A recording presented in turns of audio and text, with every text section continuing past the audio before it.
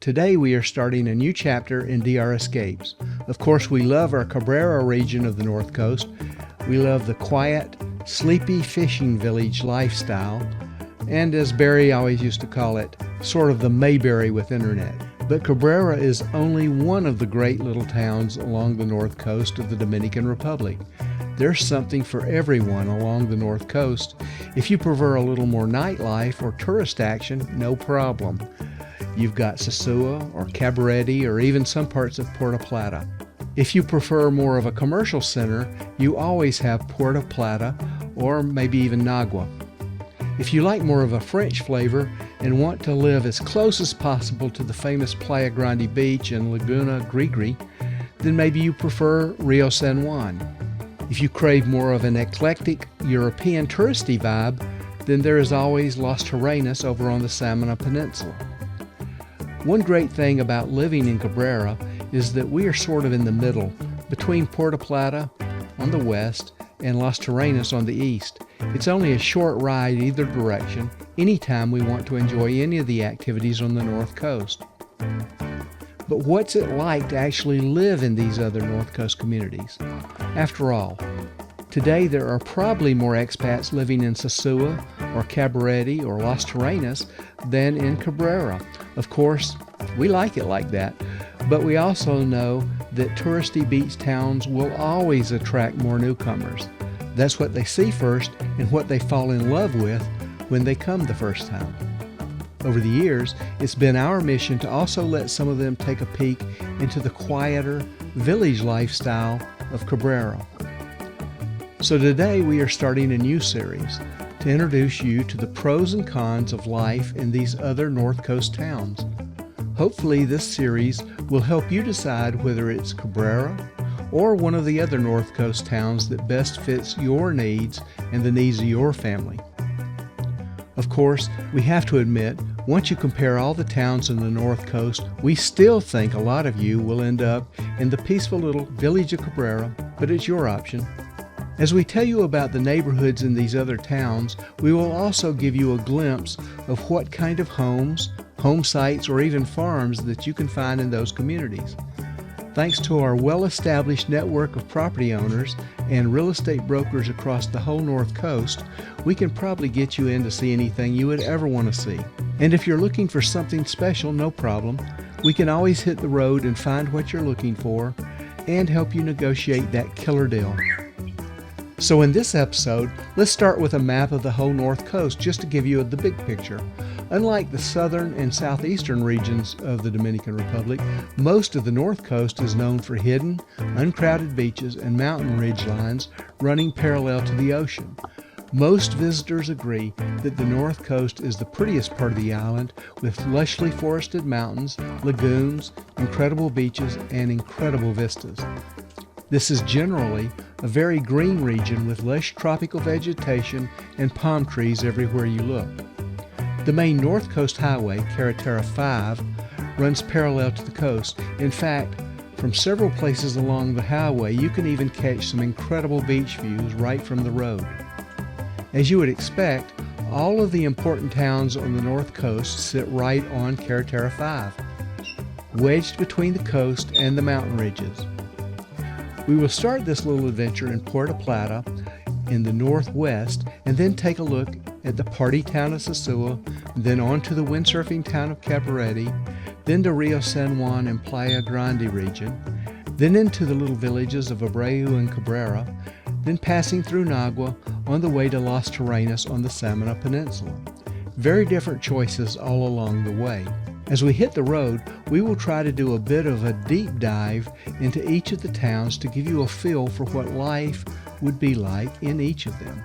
If you see something you like or have some questions along the way, jot them down on our contact form and let us get you the information you need.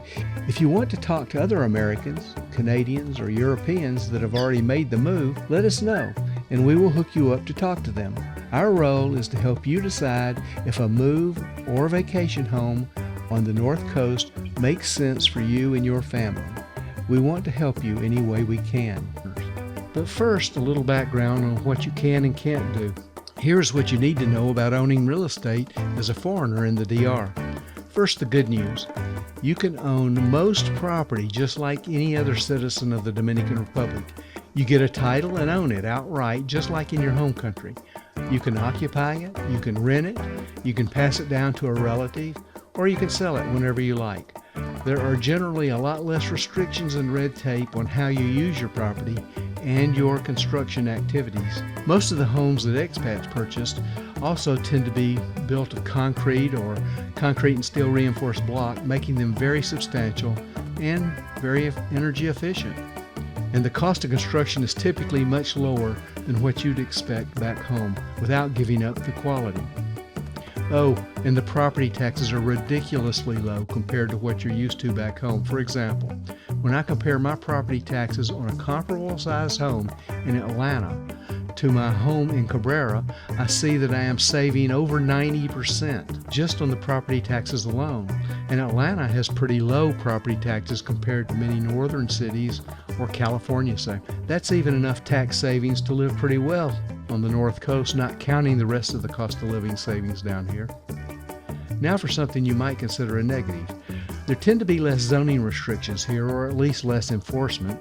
You will often see upscale expat homes right alongside more humble local homes. Of course, that's generally not so common in the higher-end gated communities. It turns out that many expats prefer to live side by side with their friendly local neighbors, and they like the security of being surrounded by local families and friends that treat them like family and watch out for their properties when they're away. One thing about living in the Dominican that you'll discover pretty quickly is that there is a fair amount of flexibility in many of the rules down here. In fact, flexibility is one of the things that can work in your favor sometimes or against you sometimes in the DR. I know on my first trip to the DR almost 20 years ago, I learned a little about flexibility. I was speeding down Cabarete 5 like most people do. And yeah, I realize it could have been pretty costly when I was stopped by the police for speeding pretty fast down the lonely stretch of the highway. But a small gift for the family of 50 pesos cleared up my mistake. That's just about $1 and a nickel, folks. Yep, flexibility can work in your favor down here sometimes. Like much of the North Coast, there really are two distinct kinds of communities in these towns. There are the communities located on the lower areas closest to the beaches and the coastline, typically right in town or on the outskirts. And then across Cabarete 5, there are plenty of homes and villas up on the hillsides. I suppose there are advantages and disadvantages to both. I personally prefer the hillside communities with the long coastal views and almost year-round coastal breezes. There are some really amazing views from up on the mountain ridges, and yet you are only a very short drive or walk down to the town or the coast. It's definitely cooler up on the ridgeline communities, and many expats are even able to get by with no air conditioning. Also, up in the hills, you never have to suffer through the tropical flooding that pretty typically hits the lower areas of town or along the beaches. On the other hand, some expats just prefer the short walk to the beaches or the stores in town. It is definitely warmer in the lower areas, usually less breezy unless you're sitting right on the beach or on an ocean cliff. As you'll see in some of the pictures that are flashing by, there is something for everyone, from condos on the beach to in-town freestanding homes to exclusive villas up in the hills, something for everyone. Either way, you are rarely more than a few minutes away from town or the nearest beach.